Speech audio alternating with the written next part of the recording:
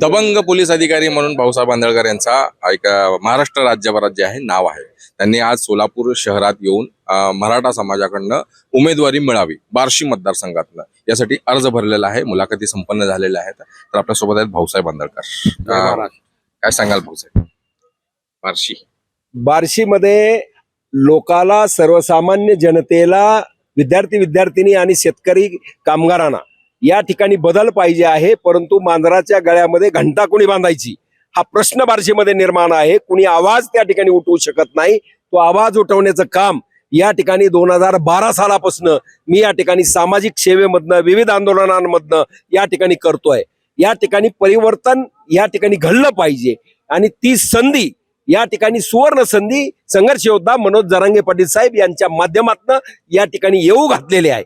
या संधीचं सोनं करण्यासाठी या ठिकाणी या दोघांनाही, आजी आणि माजी आमदार, या ठिकाणी आपल्याला जर घरी काय म्हणतात त्यांना पदच्युत करायचे असतील तर त्या ठिकाणी एका पोलीस अधिकाऱ्याची आवश्यकता आहे. आणि त्या दृष्टिकोनातनं मी मनोज दादांचा आशीर्वाद या ठिकाणी आम्हाला मिळावा, मराठा बांधवाचा आशीर्वाद मिळावा, मराठा आरक्षण मिळावं यासाठी वेळोवेळी रोजचे माझे बाईट किंवा फेसबुक लाईव्ह पाहिला असेल तर फक्त आणि फक्त मनोज दादा जरांगे पाटील साहेब यांचंच मी कौतुक केलं किंवा त्यांचं सपोर्ट केलेला आहे. सपोर्टच नाही तर ज्या ठिकाणी आंबेडकर साहेबांनी ओबीसीची संघर्ष यात्रा काढली, मी लोकसभेला उमेदवार होतो, 3 नंबरला मला मतदान आहे धाराशिव मधनं, तरी सुद्धा आम्ही नको म्हणत असताना त्यांनी काढली. नंतर मी राजीनामा वंचितचा दिला आणि मनोज जरांगे पाटील साहेब यांच्याकडे मी गेलो.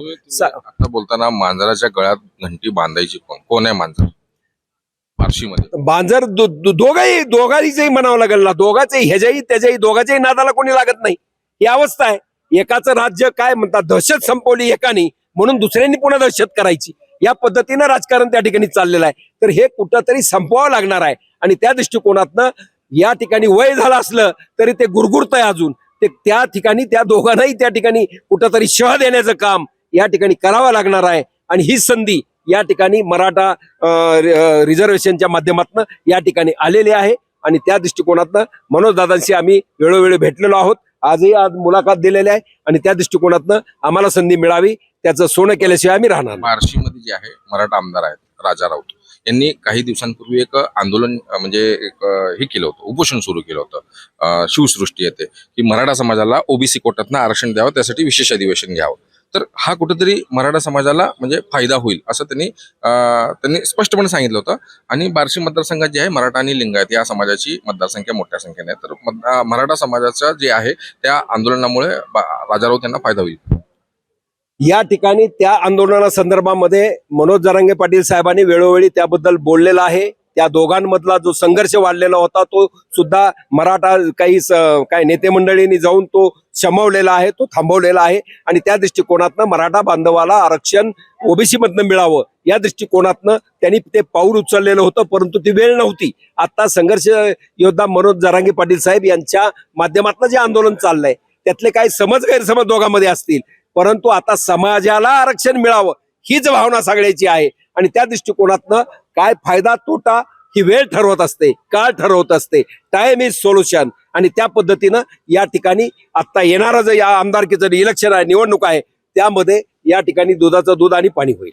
पाडा आणि झोडा हे तुम्ही शब्द वापरलोत आता त्या पाडापेक्षा जोडून काढा ह्यांना, म्हणजे काय त्या शब्दाचा अर्थ? पाडण्यापेक्षा पाडण्याची भूमिका आपण गेल्या वेळेला घेतली. त्याचा अर्थ घेऊन मराठा बांधवांनी या ठिकाणी 32 खासदार निवडून दिले. आणि आपण शेजारचाच खासदाराबद्दल बघितलं, उस्मानाबादच्या त्या खासदारांनी परत सांगितलं की हे रिझर्वेशन वाढवायचं असेल तर केंद्र सरकारकडे असं करावं लागेल. त्यानंतर काय आंदोलन झालं तुम्हाला माहिती आहे, काय झालं त्याच्या ह्याच्यावरती काय केलं, कसले हार घातले हे तुम्हाला सगळं माहिती आहे. त्या दृष्टिकोनातनं ती संधी निघून गेली. तुम्ही आता जर परत अजून पाडा जर म्हटलात तर आता कोण आमदार परत येतील, कुठलं सरकार येईल, मराठा बांधवांनी काय म्हणजे त्यातल्या आदेशाचं काय पालन करायचं, यापेक्षा या ठिकाणी पाडा म्हणण्यापेक्षा आता यांना जोडण्याची, मताने जोडण्याची, मताच्या माध्यमातून त्यांना घरी बसवण्याची नामी संधी या ठिकाणी उपलब्ध झालेली आहे. त्या दृष्टिकोनातनं मनोज दादा जरांगे पाटील साहेब यांनी या ठिकाणी माणसं उभा केली पाहिजे प्रत्येक ठिकाणून. मनोज दादांचा जो आदेश असेल 10-15 कोण असतील त्यातल्या एकाला तिकीट देतील, त्या बाकीच्यांनी सगळ्यांनी त्याच्या पाठीशी उभा राहावं लागणार आहे आणि त्या दृष्टिकोनातनं महाराष्ट्रामध्ये परिवर्तन घडेल. वार्षिक परिवर्तन घडेल का? कारण गेल्या म्हणजे अनेक वर्षापासून राजा राऊत किंवा सोपल अशीच समीकरण दिसते, त्यावेळेस बदल होईल. आता प्रॉब्लेम हा तुमच्यावरती आहे. प्रिंट मीडिया, इलेक्ट्रॉनिक मीडिया त्या दोघांशिवाय काय बोलतच नाही. तिसऱ्यांनी कितीही काम केलं तर ते छापून सुद्धा येत नाही, अशी परिस्थिती आहे. त्यामुळं परिवर्तन तुम्ही चौथा खांब आहे या ह्याचा घटनेचा, त्या दृष्टिकोनातनं तुमची भूमिका महत्वाची आहे. हा नाही तर तो नाही तर तो असं नाही आहे. आता संपलं सगळ्याचं.